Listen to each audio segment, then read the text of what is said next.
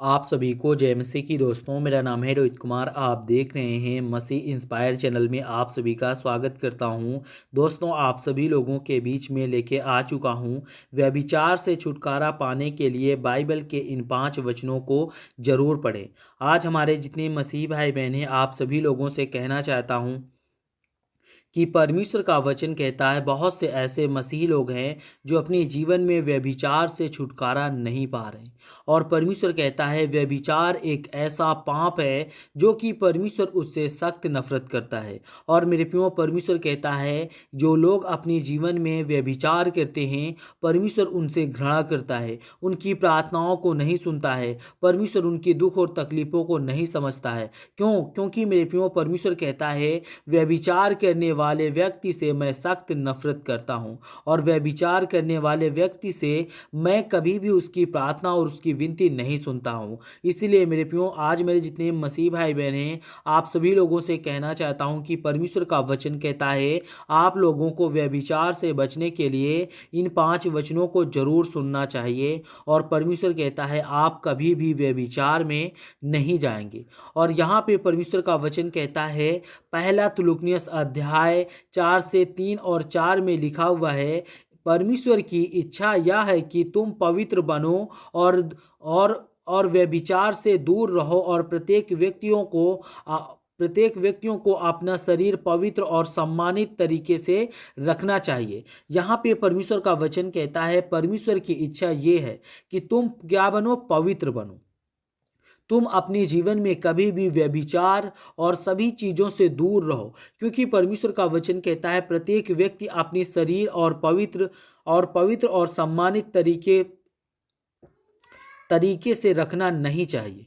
क्योंकि मेरे प्रियो, आज हमारे बहुत से ऐसे मसीह लोग हैं जो अपने जीवन में क्या करते हैं, अपने जीवन में व्यभिचार में फंसे हुए हैं। और व्यभिचार एक ऐसा जाल है, जो व्यक्ति अपने जीवन में व्यभिचार के जाल में फंस जाता है वो कभी भी उस जाल से नहीं निकल पाता है। इसीलिए मेरे प्रियो, प्रभु का वचन कहता है आप लोगों को अपने जीवन में क्या करना है, व्यभिचार से बचना है। और व्यभिचार से बचने वाला व्यक्ति अपने जीवन में कभी भी निराश का सामना नहीं करता है।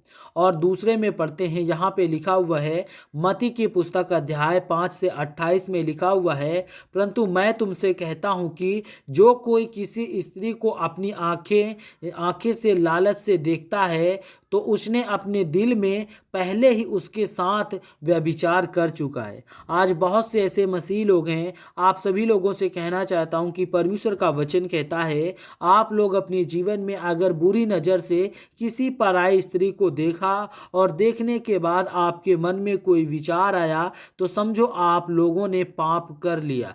क्योंकि मेरे प्रियो, बहुत से ऐसे मसीह भाई बहने हैं जो अपने जीवन में इस बात से रूबरू होते हैं, और वो लोग किसी के पत्नी या किसी की माँ बेटियों पर बुरी नज़र डालते हैं। और मेरे प्रियो, परमेश्वर कहता है ऐसा करने वाला व्यक्ति अपने जीवन में क्या करता है, अपने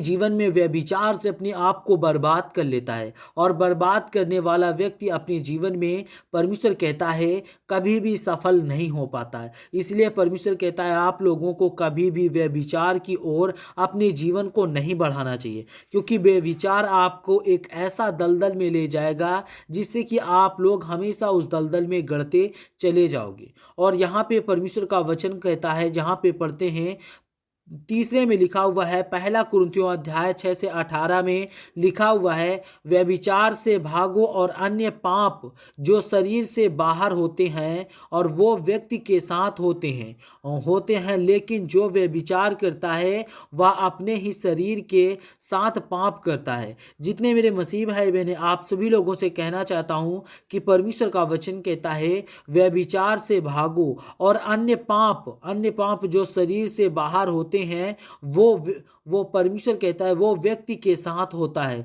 लेकिन जो व्यभिचार करता है वह अपने ही शरीर के साथ पाप करवाता है। लेकिन मेरे प्रियो, परमेश्वर कहता है अगर आप लोगों के अंदर, जिस व्यक्ति के अंदर व्यभिचार है और जो व्यक्ति अपने जीवन में व्यभिचार करता है, तो मेरे प्रियो, परमेश्वर का वचन कहता है आप लोग अपने जीवन में व्यभिचार से कभी भी निकल नहीं पाओगे। क्योंकि व्यभिचार एक ऐसा कचड़े का गटर है, जिस कचड़े के गटर में अगर एक व्यक्ति फंस जाता है तो व्यक्ति कभी भी निकल नहीं पाता। और दोस्तों दूसरे वचन की ओर चलते हैं। यहाँ पे लिखा हुआ है 4 में पढ़ते हैं, यूहन्ना की पुस्तक अध्याय 8 से 10 में लिखा हुआ है, उसने कहा मैं भी तुझे दोष मुक्त करता हूँ और अब से फिर से पाप ना करना। मेरे प्रियो, यहाँ पे परमेश्वर का वचन कहता है, उसने कहा कि मैं भी तुझे दोष मुक्त करता हूँ। कौन? परमेश्वर ने कहा। और अब से फिर से पाप ना करना। क्योंकि मेरे प्रियो बहुत से ऐसे मसीह लोग हैं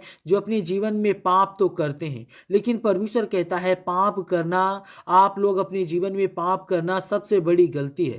क्योंकि मेरे प्रियो वो आपको क्या करता है, वो आपके जीवन के सारे पापों को, दोष को मुक्त कर देता है, लेकिन फिर भी आपके जीवन में आपको पाप यानी कि आपको व्यभिचारी कहेंगे। व्यभिचारी क्या होता है? जैसे किसी भी पराई स्त्री को या किसी भी स्त्री को आप लोग बुरी नज़र से देखते हो तो परमेश्वर कहता है कि आप लोग व्यभिचारी हो। और व्यभिचार करने वाला व्यक्ति हमेशा अपने जीवन में बर्बाद और हमेशा अपने जीवन में अपने जीवन को और अपने आप को बर्बाद करने की कोशिश करता है। और दोस्तों 5वें में लिखा हुआ है, यहाँ पे पढ़ते हैं 2 तीमुथियुस अध्याय 2 से 22 में लिखा हुआ है, युवाओं की इच्छा, यहाँ पे परमेश्वर का वचन कहता है युवाओं की शिक्षा से भागो और जो विश्वास से सच्चे हैं उन लोगों के साथ धर्म और विश्वास और प्रेम और शांति का खोज रखो।